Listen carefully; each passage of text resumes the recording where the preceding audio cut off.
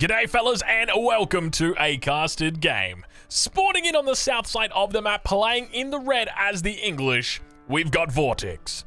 And in the north side of the map, playing as the Delhi Sultanate, we've got Puppy Paw on the blue.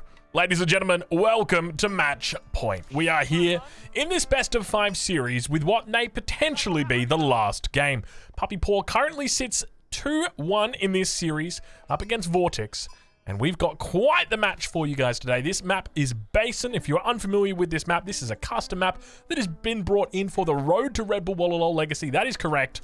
We are watching, we are waiting, and look at this. We've already got some early aggression coming out. He's pulling away the wolves, rather, just so that the sacred site's a little bit easier to contest. Very, very smart moves there. But this map is Basin. Let's talk a little bit about it. What makes it special? What makes it attractive to certain civilizations like the Delhi Sultanate? Well, with this map, it is high around the edges, low in the middle. Hence the name Basin. It's very open in the center. It's kind of like a big battlefield, like a big battle royale. Would be very easy to have in the middle here. It's got a nice ring of stealth forests around the edge of the map, but the big factor here is very, very close spawns on sacred sites.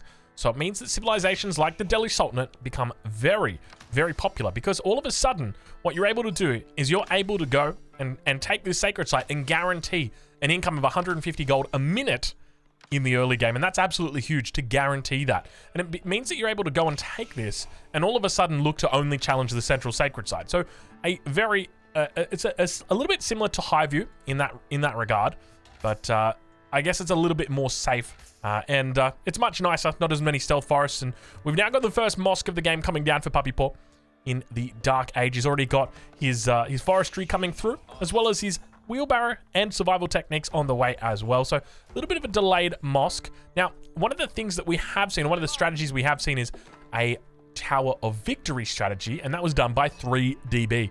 Now, I'm curious whether we're going to be seeing that one today, whether we're going to be seeing a Tower of Victory strategy coming out potentially. We'll have to wait, we'll have to see. But I think for the most part, it'll probably be a little bit more safe.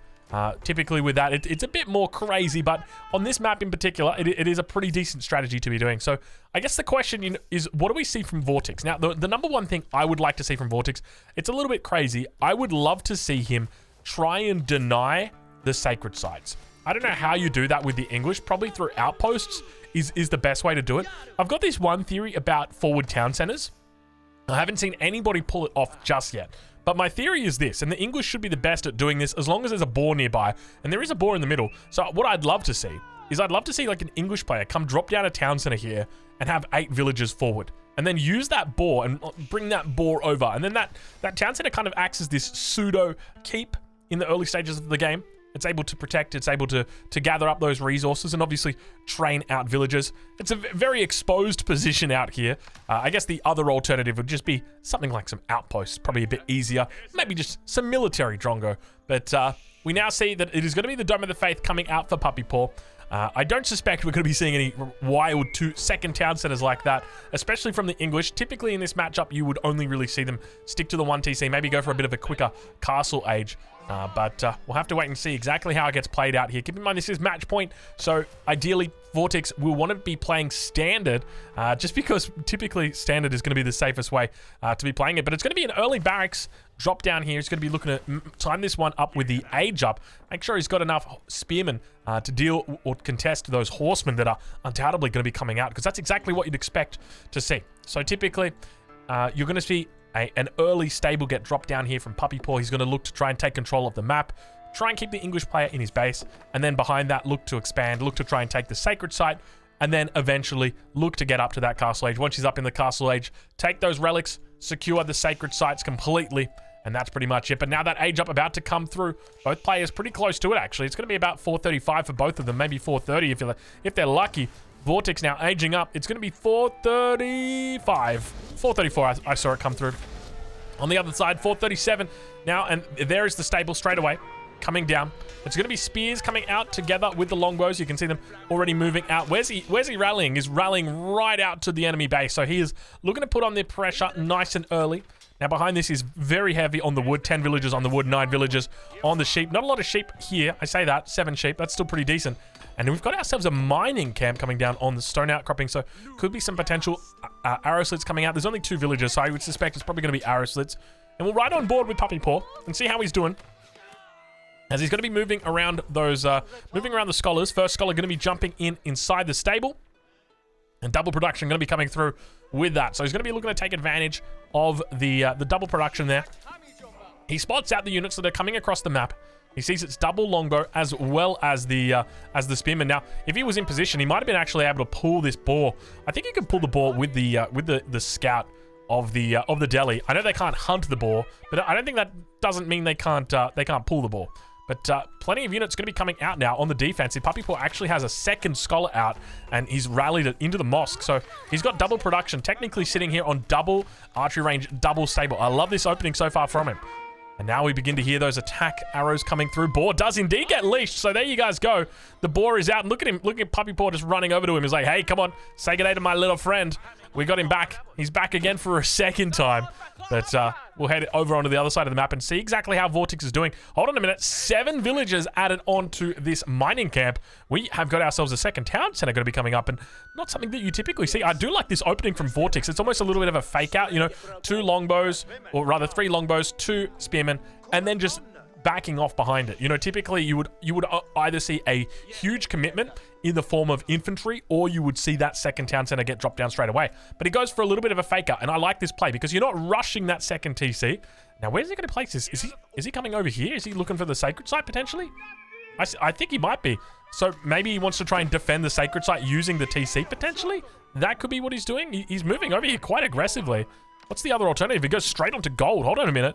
He's now got enough for it. There's the town center. Town center going to come down. It is within range of the sacred site. So he's going to be able to get that Gatling gun moving. But at the same time, over towards the other side of the map, Puppy Paw has invested heavily in his own units. But look at this. Very, very smart. He's stopped production. He's no longer making units and now looking to seal up this sacred site in the center of the map. There's absolutely no units that have come out from Vortex. Vortex behind this. He's moved his units back to base. He's also keeping tabs on the gold. He wants to just see how much gold is being taken, what the plans are for Castle Age. And he would see 3 villages on gold there, and he'd be saying, well, there's no plans for Castle Age just yet. You'd expect probably a little bit more than that if there's no sacred sites, and that is indeed the case here.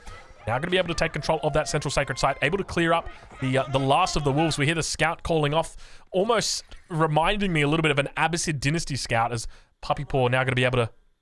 No, he's not. He's not going to be able to scout the scout, unfortunately. But that central sacred site about to be taken. We see Sanctity coming in. There it is.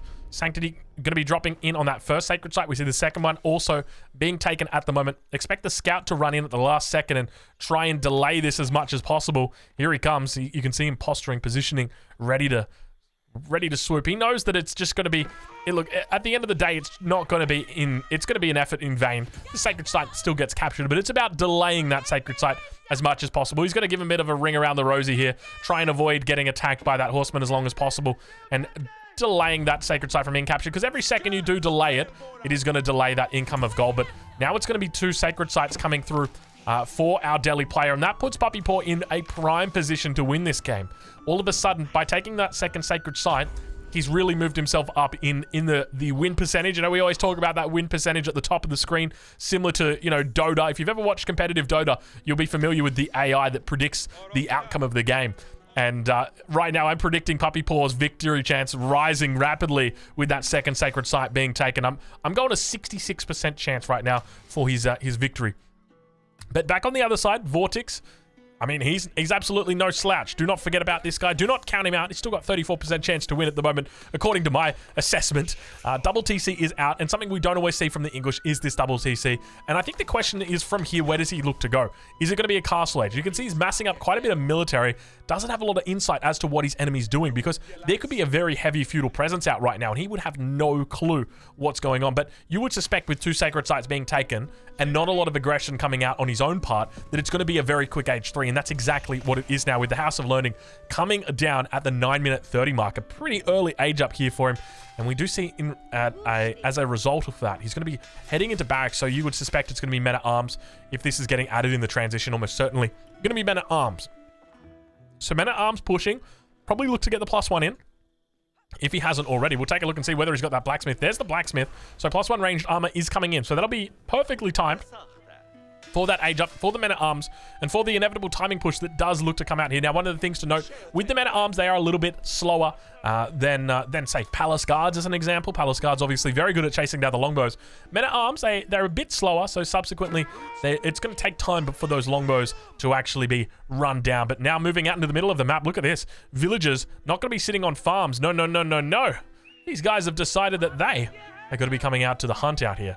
So that's going to be the first hunt that's taken. Second hunt out a little bit further, right on the edge of the map. And interestingly, both players having hunts very far away. It feels so damn far away, that second hunt. Look at that. It just, I feel like it's an eternity away. But now Puppy Paw, we hear him picking up those relics immediately. 1, 2, 3 relics being picked up. Let's take a look at the mini-map and see if we can spot them. There's the first one. There's the second one. There's the second one. Third one, somewhere over here to the west. I'm not sure exactly where it is, but there's a lot of relics being picked up, despite having the piety. Still going to go down, 130 health, easily chonked out there. Sacred Site is being neutralized on the backside of this. Vortex still not thinking about going Castle Age himself at this point. Just looking to push out with a bit of an infantry mass, and he's got to be careful here. If he overextends, he can get caught with his pants down and lose his mass, and that is not what you want to be doing, especially not in this matchup where it's so typical to see your enemy really build up quite a significant force. But now that Scholar going to get caught out here as well. We see Scholars just all around the map. Look at this. 1, 2 Scholars over here. Looking to do a little bit of a transfer of power, if you will. Khodayaman indeed, my friend. These guys do speak Farsi. So occasionally we do get some Farsi coming through. It's I think, is it the Camel Rider that does it? There's one unit in particular that we never really see. And then I remember when I heard the voice on, I'm like, oh my god, it's speaking Farsi at me.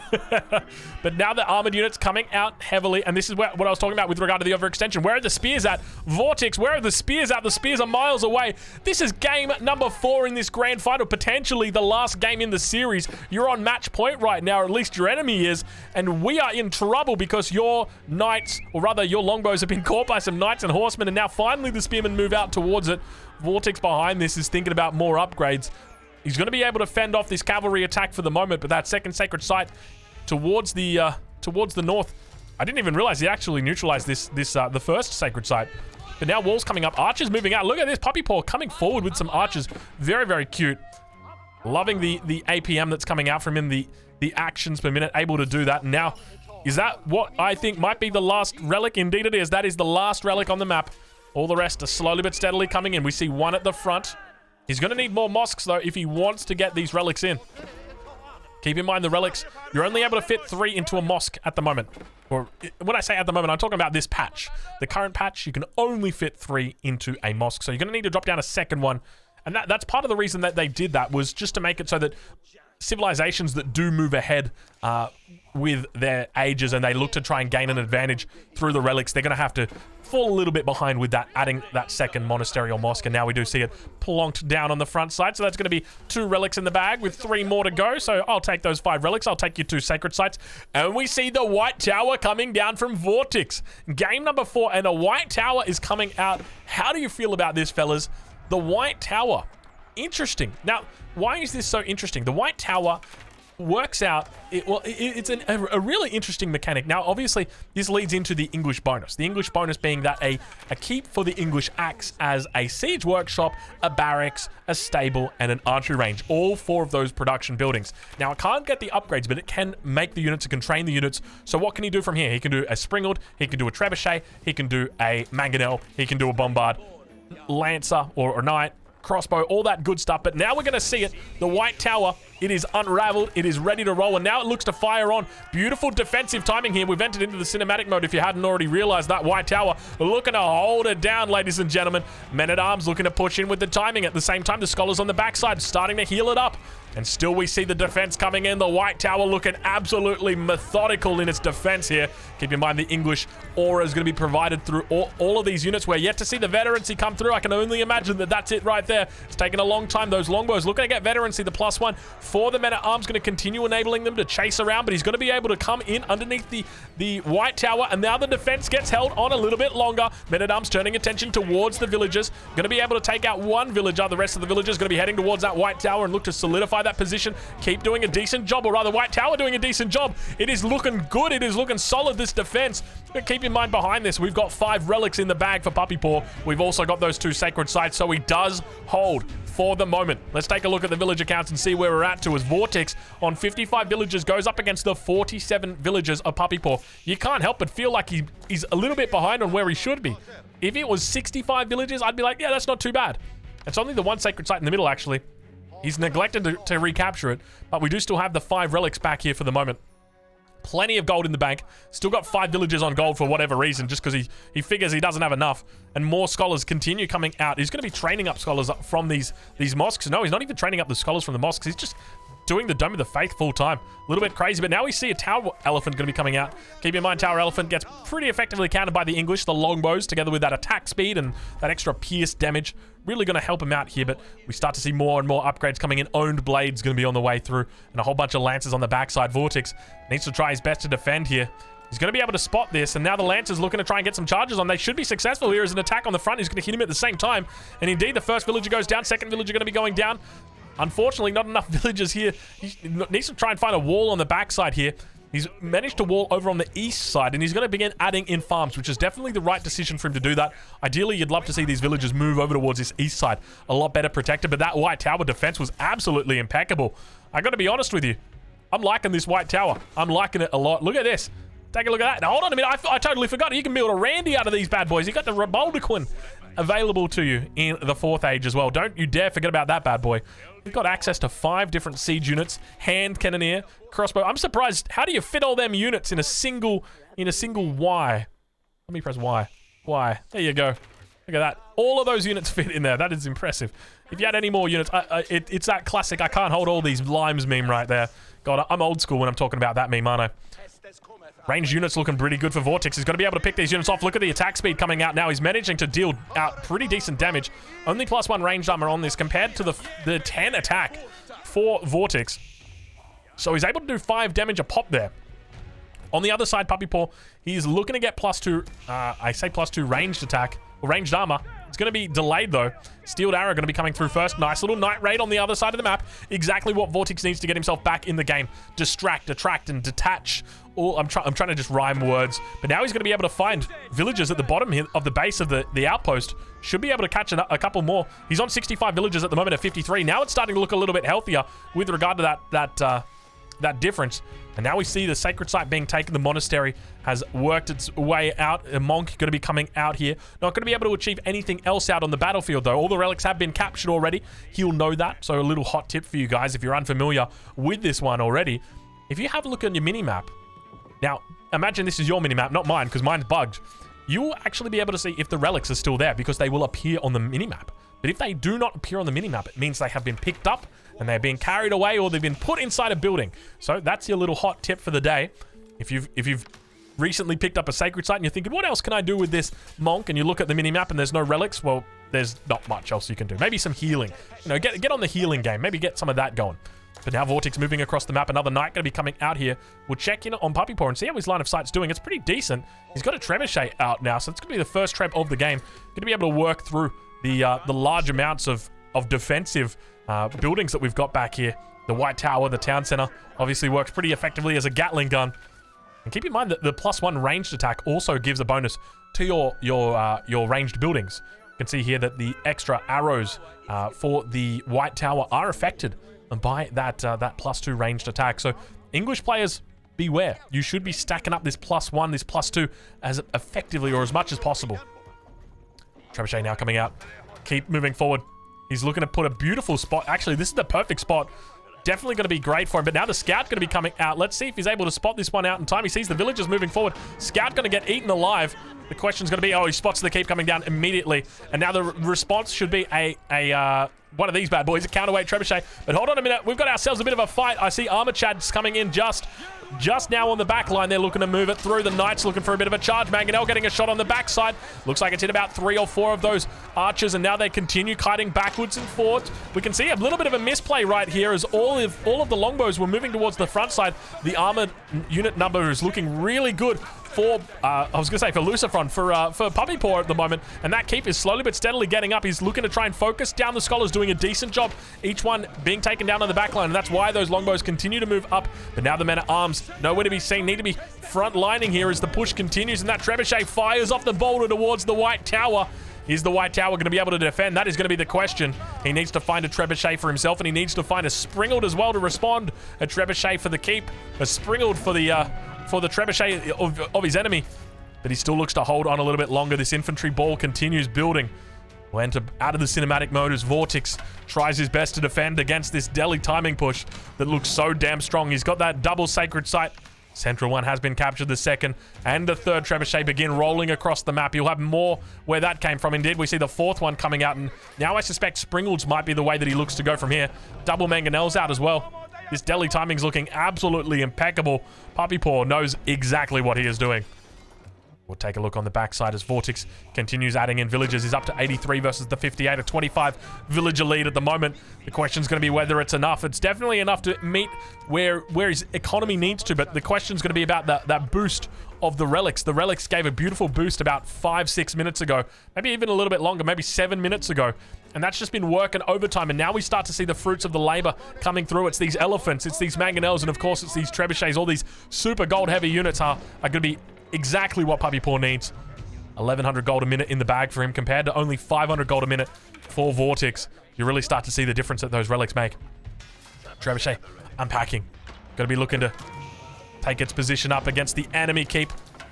He hits the first shot. Now that White Tower going to be under attack. He's trying his best to repair through it, but he's only down to 7. No, don't say it, don't say it, don't say it. Oh, he's fighting for it. He's trying his best to get it up, but unfortunately it's down to 199 health. Come on, you can do it. I believe, Vortex.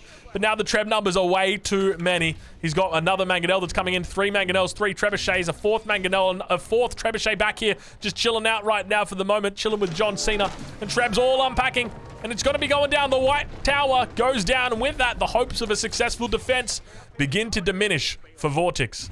Things not looking good. He's on 169 population at the moment, 78 of which are military. A decent mass, but the other thing to consider is that his enemy's got very cost-efficient units, or rather cost-heavy units on the other side. All of these tower elephants, and now we enter into the cinematic mode once again as those spearmen look to try and defend on the front line. The Treb's firing off. The Mangonels going to get a little bit of a flank maneuver over from that west side. Look at the men-at-arms running in. Going to be able to crush the first one. Second one going to be looking to get crushed as well. Spearmen moving forward. They're looking to try and take out the Scholars, heading back towards that keep. And now all of the Mangonels have been taken. Attention now turned towards the Trebuchets. He's holding on for dear life. He knows how important it is for him to hold right now. If he dies to this, it is all over Red Rover. Puppy Paw is up 2-1 in this series. This is a best of 5. If he wins this game, it's over. And now he continues falling back away from the position. You can see the men-at-arms running in, and at the same time behind it, just so much difficulty with these tower elephants. And I've just remembered the tower elephants have got additional ranged armor. Oh my lord, I forgot about this buff. They get an extra 3 ranged armor because of the patch, and now all of a sudden it's going to be so difficult, and the good game gets called. Puppy Paw will be victorious. He will be your champion for this weekly. Ladies and gentlemen, please check out EGC TV this weekend. We've got the monthly coming up for you. It is going to be the battle of the best, the battle of the bold. Do not go anywhere. Plenty more content coming up for you guys. We'll catch you in the next one.